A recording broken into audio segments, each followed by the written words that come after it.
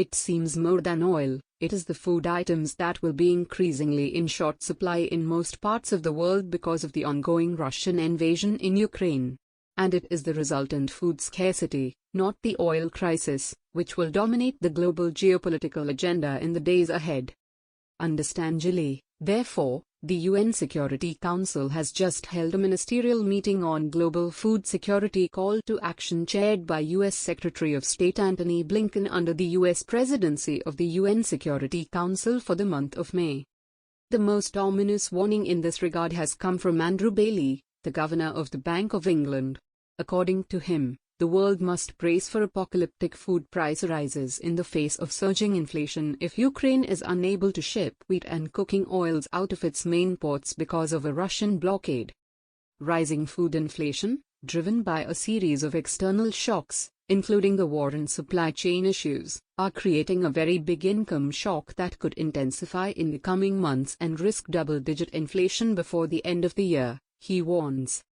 That is a major worry. And it is not just a major worry for this country, the UK, it is a major worry for the developing world as well. Sorry for being apocalyptic, but that is a major concern. Russia's invasion of its neighbor has sent wheat prices to a 14-year high, with global prices for grains, cooking oils, fuel and fertilizer rising at the fastest rate in 30 years as the conflict disrupts shipping in the Black Sea, and the United Nations warns it will worsen a food crisis in poor countries. The World Bank forecasts that wheat prices could rise more than 40% this year, a factor that has forced countries like India to restrict exports of the cereal. Last month, Indonesia banned most exports of palm oil to ensure domestic supplies of cooking oil, cutting off supplies from the world's largest producer of the edible oil used in everything from cakes to margarine. Reports say that dairy and meat prices reached a record in April, reflecting increasing global demand for protein and high prices for animal feed, mainly corn and soybeans. David Beasley, executive director of the United Nations World Food Programme, says that the World Food Programme bought 50% of its grain from Ukraine and the war was threatening its ability to feed some 125 million people globally. Even otherwise, almost 40 countries count on Russia and Ukraine for more than half of their wheat imports, including some of the poorest and most vulnerable in the world in Asia and Africa. The situation is so grave that UN Secretary-General Antonio Guterres has asked the Kremlin to allow the shipment of some Ukrainian grain in return for moves to help facilitate Russian and Belarusian exports of potash fertilizer. The geopolitics of food has many interrelated dimensions. Some noteworthy are as follows. 1. Food can become a weapon, particularly for countries that are naturally endowed with arable land, water, human resources and technology. The countries not so endowed are dependent on imports. Approximately 1/4 of the food produced for human consumption is traded internationally. 2. The trading of food items can always be manipulated. As the World Economic Forum's Global Risks Report 2019 notes, heightened international tensions increase the risk of geopolitically motivated food supply disruptions. 3. Geopolitics has contributed to the politicization of food itself. Russia imposed a ban on Western agricultural products in 2014. In mid-2018, China imposed a de facto ban on imports of U.S. soybeans as part of the China-USA trade war. In fact, in 2020, these geopolitical trends merged with the COVID-19 pandemic, which has accelerated some countries' isolationist and unilateral tendencies, with the governments of certain major countries placing greater emphasis on national-level risk management rather than global coordination. Some analysts point out that the perils of import dependence were even apparent during the global food crisis of 2007 to 2008, as international price volatility was transmitted to domestic markets. Although the initial spikes in the prices of staple commodities had multiple causes, many countries subsequently engaged in export restrictions as well as panic buying. Attempts were made to insulate domestic trade from international volatility. The same thing has started now, with the outbreak of the war in Ukraine. The Economist magazine gives a pertinent example of China in this regard. The harsh sanctions imposed on Russia by Western countries make China so nervous that it has stockpiled food, or, as critics say, hoarded it. Over the past 5 years, China's purchases of everything from soybeans to pork have soared. America's Department of Agriculture predicts that by the middle of this year, China will hold 69% of the world's maize, corn, reserves, 60% of its rice and 51% of its wheat. All this can feed 18% of the world's population. Last year, Chinese officials said that the country's grain stocks were historically high and that it had enough wheat to meet the demand for 18 months. China's big purchases have pushed up global prices, the magazine wrote. 4. Armed conflict is one of the main drivers of food insecurity. Reportedly, a majority of undernourished populations live in countries affected by armed conflict. It has been estimated that conflict-ridden countries have 3/4 of young children who suffer from stunted growth due to chronic undernourishment. Armed conflict has an impact on food security in a variety of ways, both direct and indirect, from physical disruptions to agricultural production and food availability to disruptions that affect local trade, transport, and physical, social and economic access to food. Ongoing warfare also impedes humanitarian actors that seek to assist food-insecure populations and face logistical barriers to reaching the most vulnerable. And what is worse, belligerents in some contexts have even purposely used violence to exacerbate food insecurity. The use of starvation of local populations as a tactic of war has been documented in Nigeria, Somalia, South Sudan, Syria, and Yemen.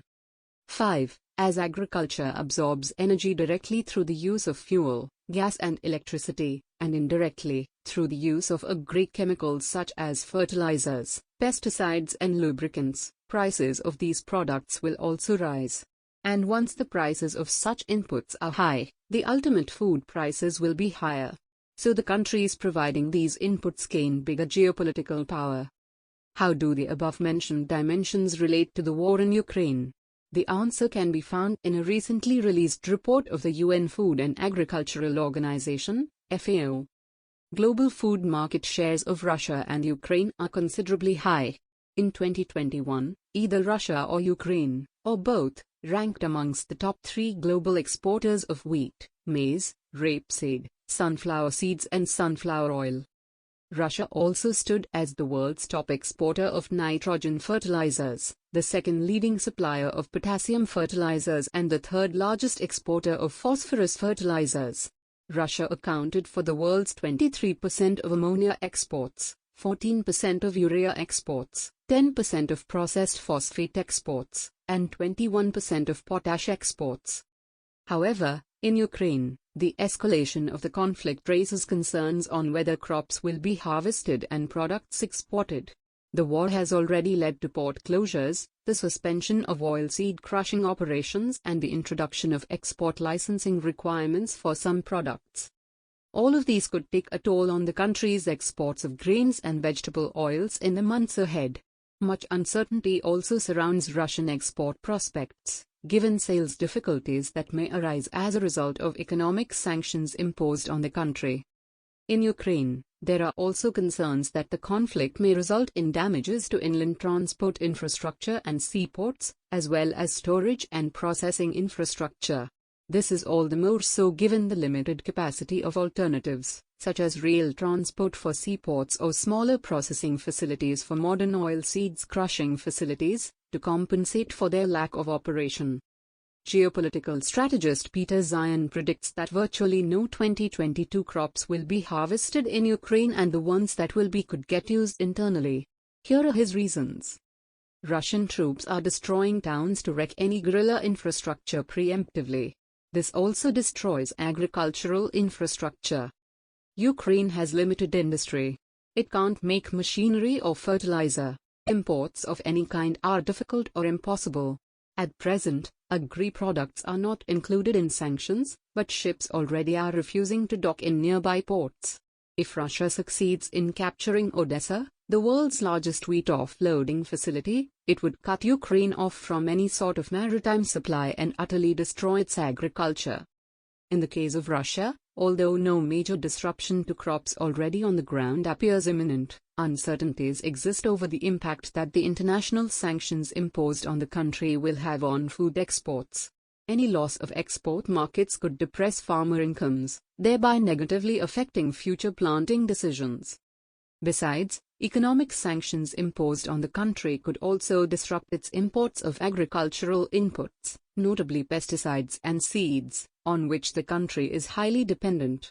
This could result in fewer plantings, lower yields and lower qualities, exposing the Russian agricultural sector and global food supplies, at large, to non-negligible risks.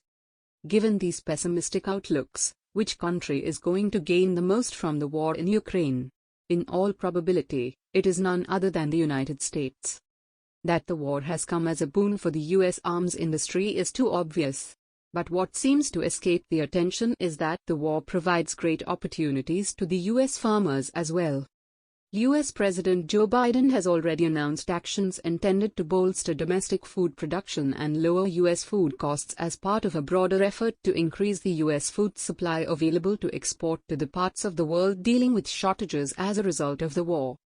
Zeihan argues that as the US has a robust fertilizer industry, higher global prices do not mean higher US agricultural inputs.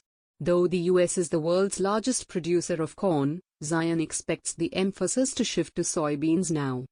To wheat producers, he says, "This is your time." Wheat was relegated to marginal areas because it is unfinicky.